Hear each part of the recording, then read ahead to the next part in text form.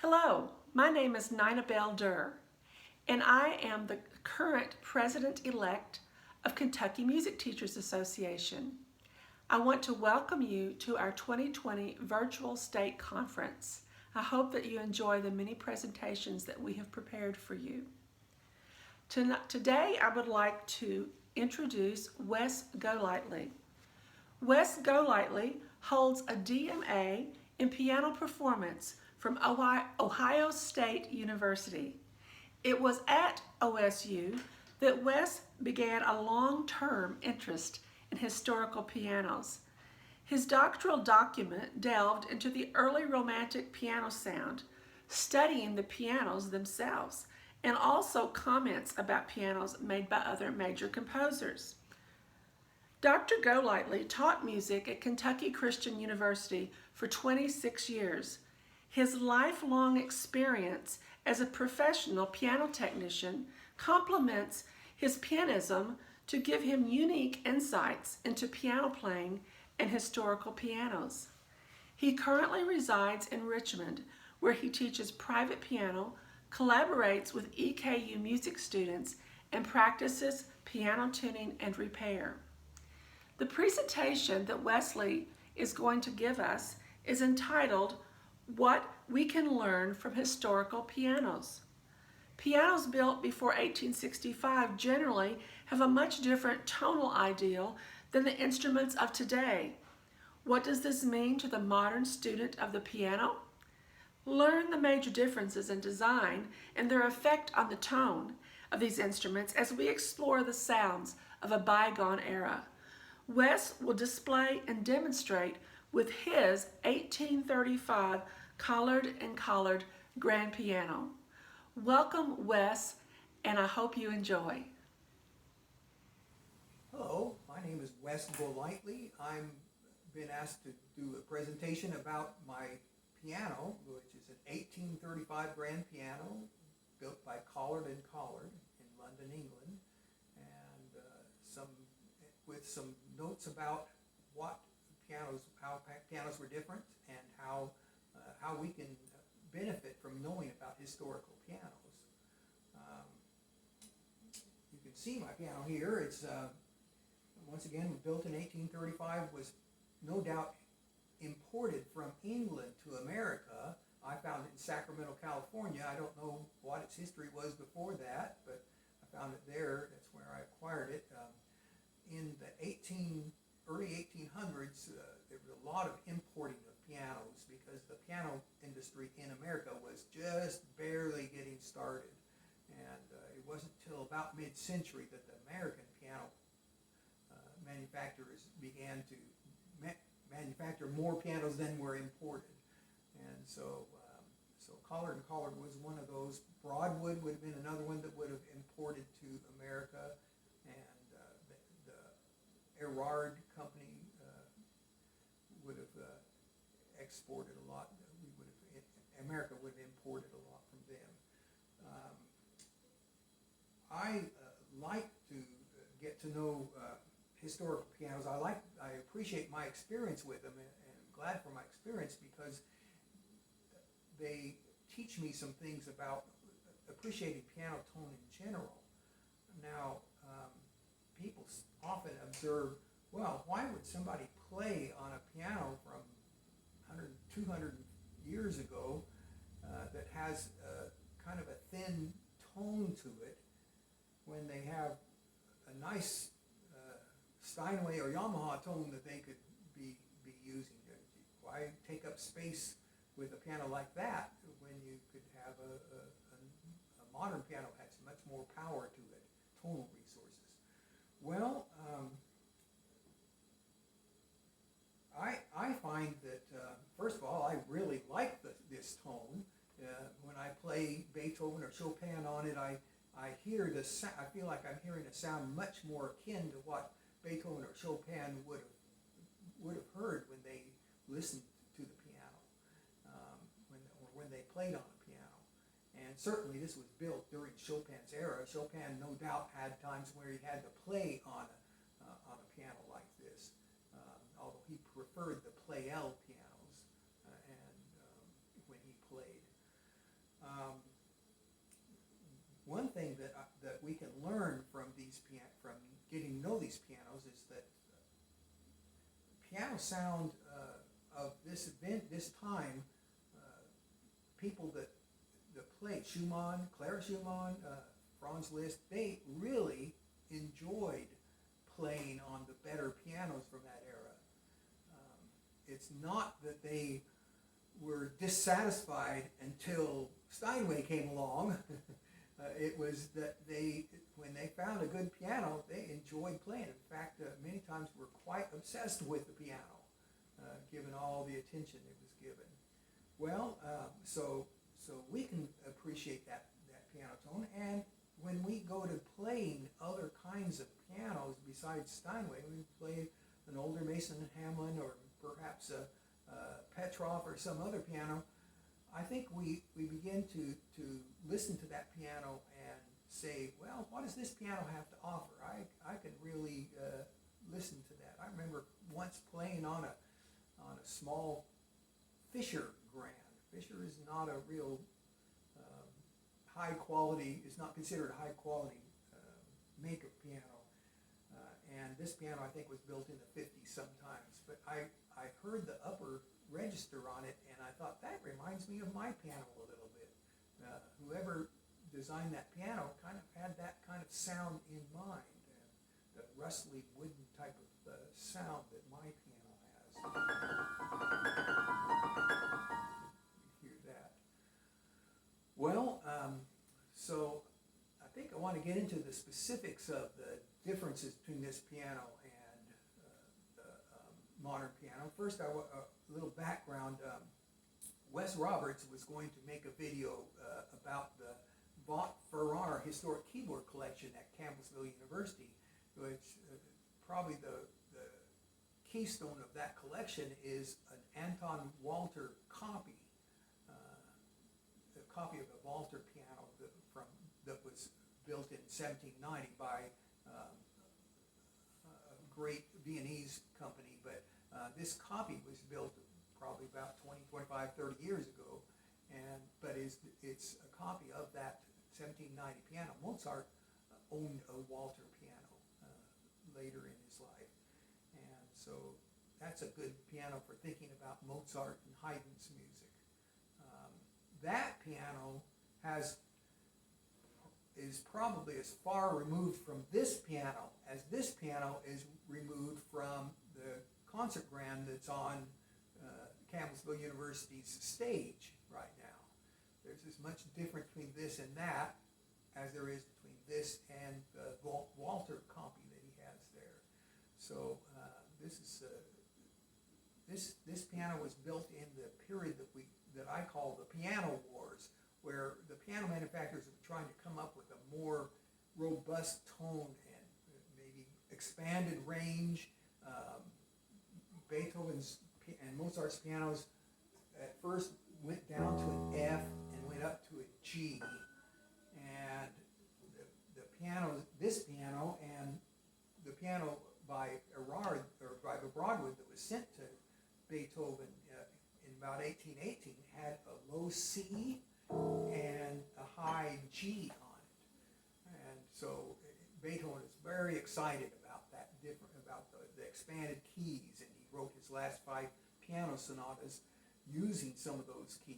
And even first time he used that low C, he makes a big circles it and says contra C, like it's achieved a world record of some sort.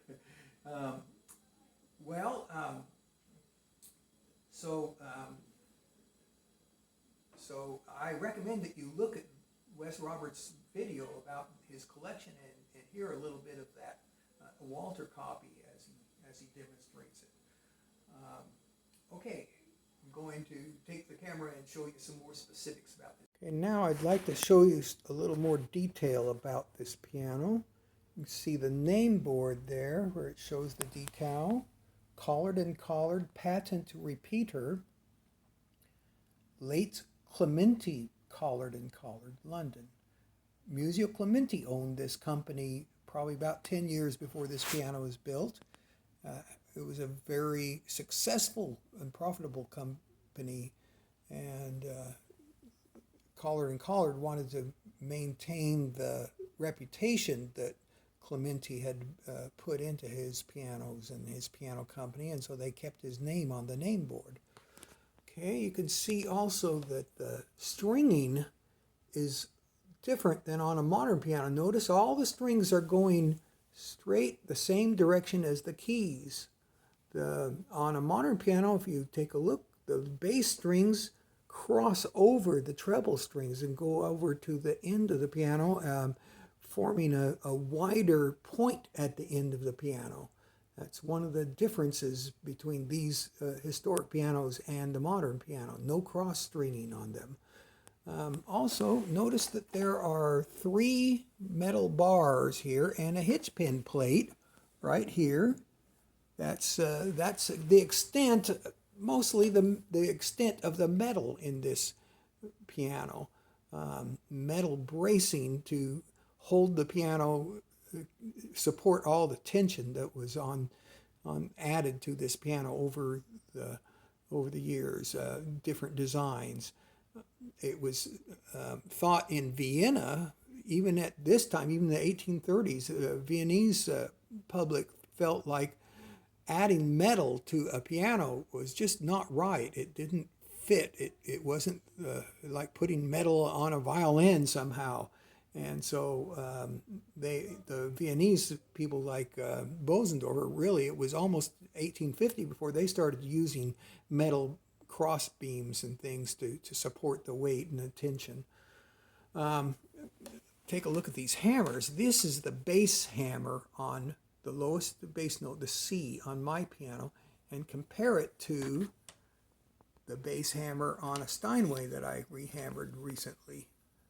Smaller piano actually, but notice how large the hammer, probably about 3 times the weight of the Collard piano. So that represents the lower tension, and yet this hammer from Collard was it was much larger than pianos of probably 20 years before that, even 10 years before that, much larger, and it's felt covered, whereas the pianos built in Mozart's day were mostly leather or deerskin put onto the hammer, and it was deerskin striking the string, made a kind of a different tone, especially as the leather aged. You might also notice that there are 2 strings for each note, and that's unusual. Most pianos of this vintage had 3 strings per note, almost all the way down. Maybe down in this range, some of them would start to have 2 strings, and finally the last few notes would have 1 string per note. But this piano really doesn't sound much different than the 3 strings per note pianos. That was just something Collard was trying to show with this piano, as I understand it, that you could have just as big a tone with 2 strings per note as you could with 3. Well, it didn't ever take off. Just they built them for a few years and then went with the practice of the other manufacturers in making 3 strings per note. But okay, and once again, there's the keyboard going down to a C and going up to a high G. That's the highest note on the piano. They are ivory covered. The very front of the key is a little bit shorter. It's probably about 1/8 of an inch shorter in this distance in the front than on a modern piano. I don't notice too much difference when I'm playing it. Maybe I've just played it over the years and gotten used to it. Also, the shape of the sharps is, if you look at them, they're just a little curved. Well, there's some minor differences like that. The pedals are wooden, which was Collard's practice, but I believe Erard also did that. Wooden pedals. They're really kind of beautiful. And they've stood up over the years, so you must say that they work. Okay, so let's go on to the demonstration phase of my presentation. I especially enjoy playing Chopin and Mendelssohn on this piano. I think when I'm playing Chopin that I'm hearing something very close to what Chopin heard when he played his music or when someone played for him. I enjoy hearing things like his nocturnes.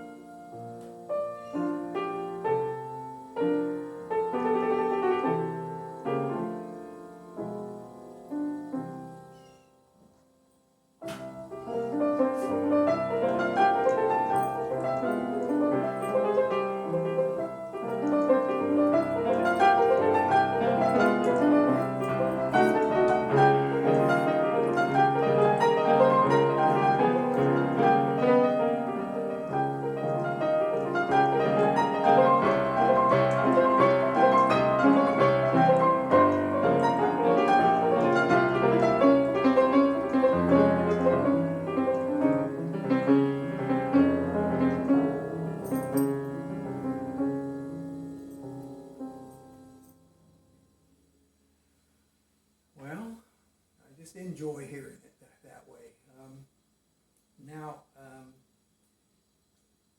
was telling you about this tone up here.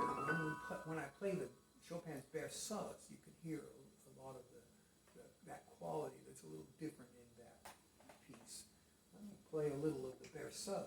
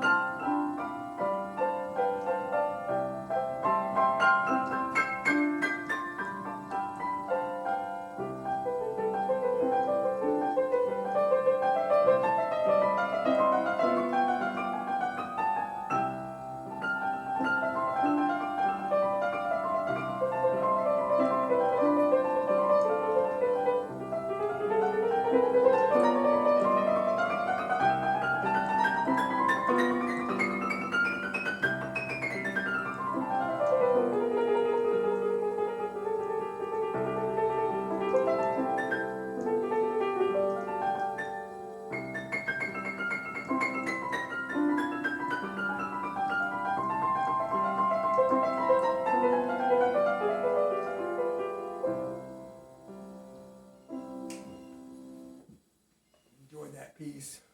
Beautiful music. And another example that I really like about that's from Chopin's music really shows a startling difference in the tone of this piano and a modern piano is from the C-sharp minor scherzo.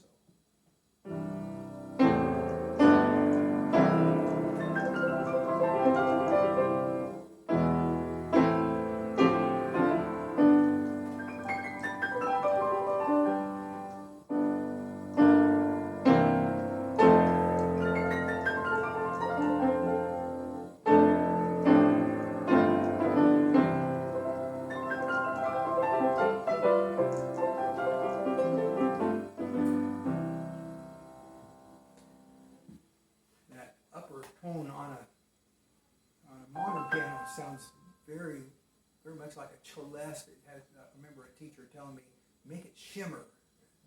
metallic sound. On this one, it's more like leaves rustling, at least to my ears. Well, another category of music, I like to hear Beethoven on this piano. Now, it's not exactly a Beethoven era piano. I know it's 35 years past his hearing ability to hear a piano, and yet the music sounds really enchanting, I think, on this piano. I like to play the Opus 28 Pastoral Sonata.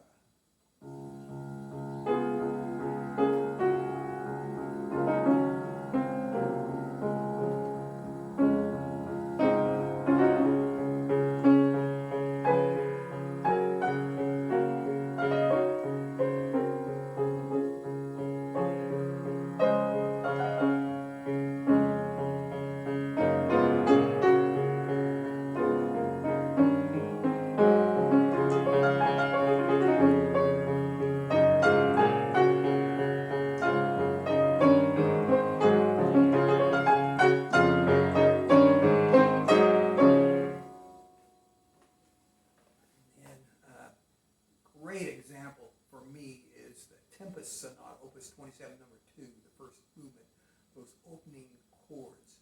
They demonstrate just how quiet this piano can get and mysterious sounding. Let's hear a little of that.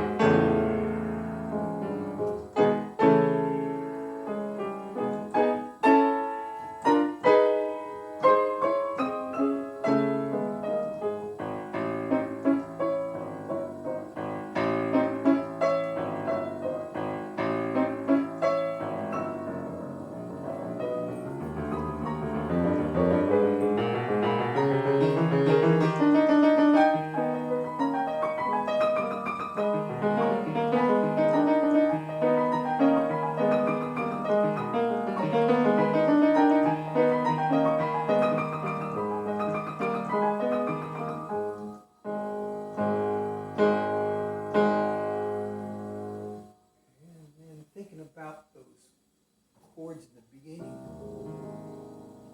and then the second movement.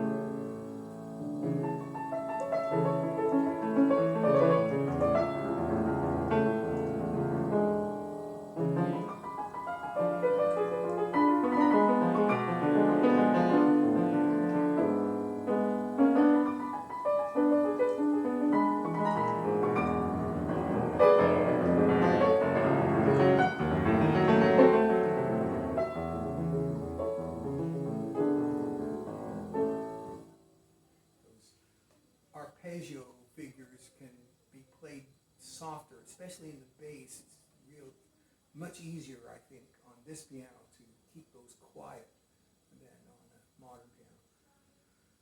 Well,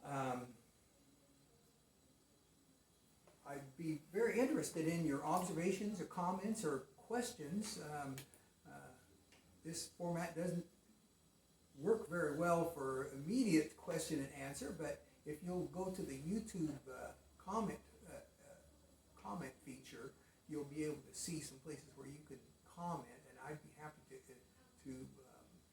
participate in that and maybe answer some things that you pose, or just read your comments about maybe some experiences with old pianos that a few of you have had. I really hope that you can kind of look at them. One of these days, maybe see the Michael Frederick's collection in Boston or someplace like that, and experience these